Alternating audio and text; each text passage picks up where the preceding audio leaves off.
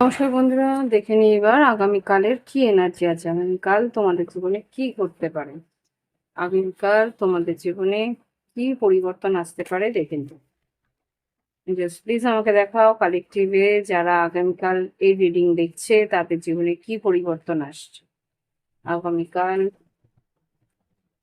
কি পরিবর্তন আসছে যারা এই রিডিং দেখছে। Okay, king of wands, seven of wands, কিছু বাধার সম্মুখীন হতে হবে। সেভেন অফ ওয়ান্স কি, six of swords, queen of source.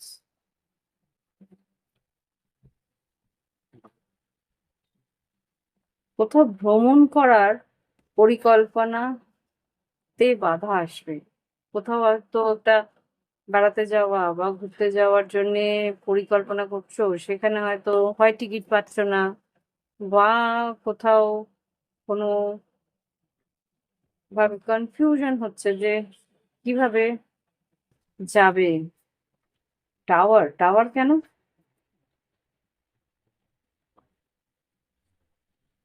Tower কেন? স্ট্রেস কেন?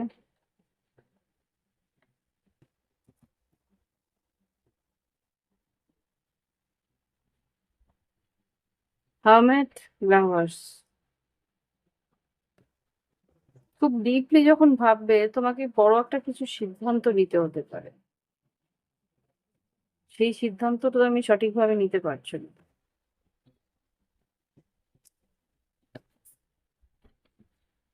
হার্মেট, হুম, টু অফ সোর্স। টাওয়ারটাকে ক্লারিফাই করো।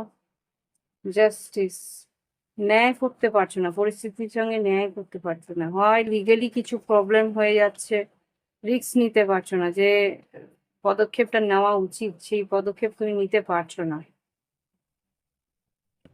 তার জন্য তুমি কষ্টও পাচ্ছ যে যেতটুকু আমার করা উচিত সেটা আমি করতে পারছি না, কেননা এটা লিগেলি কোথাও একটা বাধা আসছে।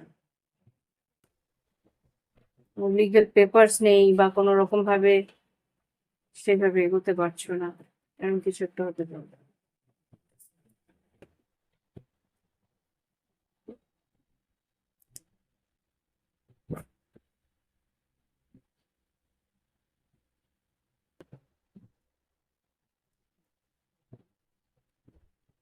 এইটা একটু দেখি, ফুল আর পেজ অফ ওয়ান্স।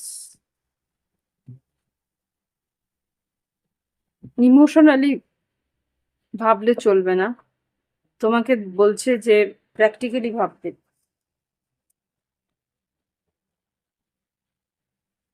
হুম, একই জিনিস বলছে।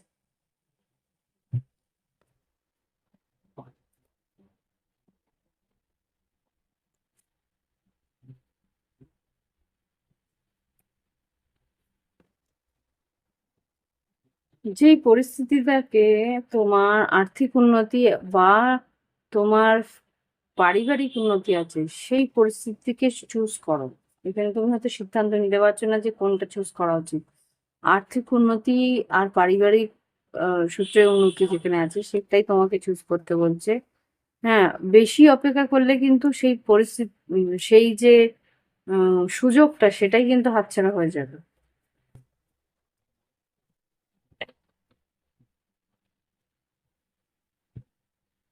দেখে নি লাভ লাইফে কি আছে।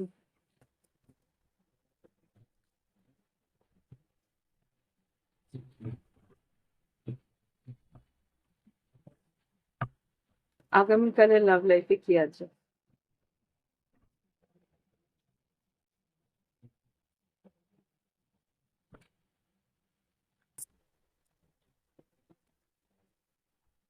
ও, এবার আমাকে ক্লিয়ারলি বলছে। আচ্ছা, একটু আগেও আমি বুঝতে পারছিলাম না ব্যাপারটা কি। এখানে কোথাও যাওয়ার জন্য কিছু টিকিট তুমি হয়তো খুঁজছিলে, সেই টিকিটের মধ্যে থেকে কিছু পরিস্থিতিতে এমন অবস্থা হচ্ছে যে তুমি টিকিটটা তোমার যেই চাহিদা, সেই চাহিদা অনুযায়ী তুমি টিকিট পাবে না।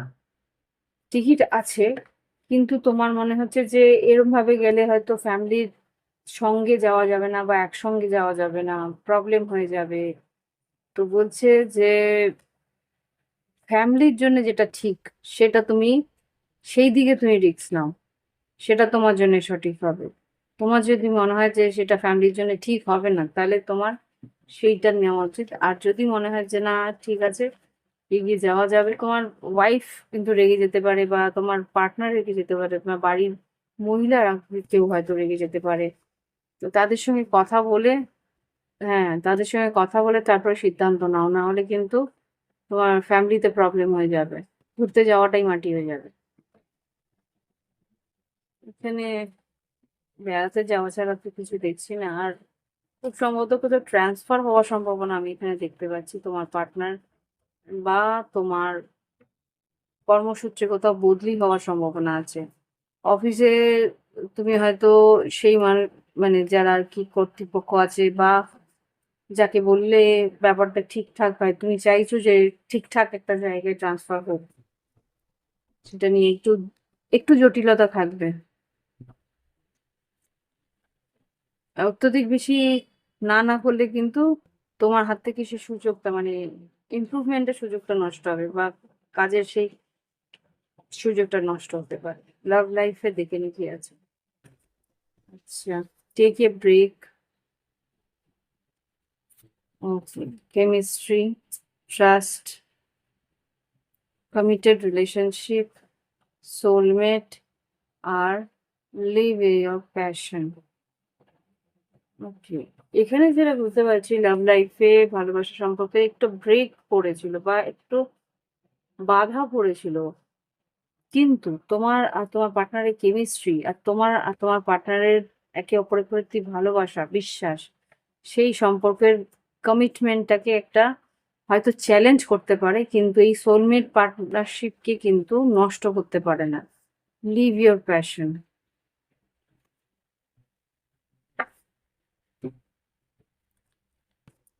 দেখিনি এই লিভ ইয়োর প্যাশনকে একটু ক্লিয়ারিফাই করি কি আসতেছে। হুম, টুইন ফ্লেম রিকগনিশন যেটা বলছে যে তোমার পার্টনার তোমাকে ভালোভাবে চেনে, তাই তুমি, হ্যাঁ, তোমার প্রতি তার অ্যাট্রাকশন বা তোমার ওর প্রতি অ্যাট্রাকশন ও ভালো করে বোঝে, ভালো মতোই বোঝে। তো কি হতে পারে? Twin flame telepathy, gender roles, manifest. ও বারবারই তোমাকে ম্যানিফেস্ট করবে বা তোমার সঙ্গেই থাকার একটা প্রচেষ্টা করবে। সেটা কিভাবে? সেটা কিভাবে? অ্যাবেন্ডেন্ট, হয়তো দূরে আছে বা একটু ছেড়ে রেখেছে, তোমার সঙ্গে একটু দূরত্ব রেখেছে। New beginning, travelling, dating, reaching out, তোমার সঙ্গে এসে সম্পর্কটাকে আবার জোড়া লাগানোর জন্যে সে হয়তো রেডি ছিল না, কিন্তু এইবার সে একটা বড় চেঞ্জ আনার চেষ্টা করবে, কেননা ও নিজেও কষ্ট পাচ্ছে। হুম, এবার তোমার প্রতি সততা দেখাবে, লয়্যালটি দেখাবে, আর time for action, true love, get to know each other, একে অপরকে জানার জন্য সময় বের করবে, আর তোমার সম্মানটাও রাখার চেষ্টা করবে রিমাইন্ড টাইম। হতে পারে থার্ড পার্টি সিচুয়েশন বা তৃতীয় ব্যক্তির কোনো রকম পদক্ষেপ বা হস্তক্ষেপ হয়েছিল, সেখান থেকে বেরিয়ে আসার চেষ্টা করছে। হ্যাঁ, ব্যালেন্স করার চেষ্টা করছে। দেখো, থার্ড পার্টি এটা এখানে কর্মক্ষেত্রের অশান্তি বা কর্মক্ষেত্রে কিছু জটিলতাও থাকতে পারে, বা পরিবারের কারোর হস্তক্ষেপও হতে পারে। এটা এক একজনের জন্য এক এক রকম থাকবে।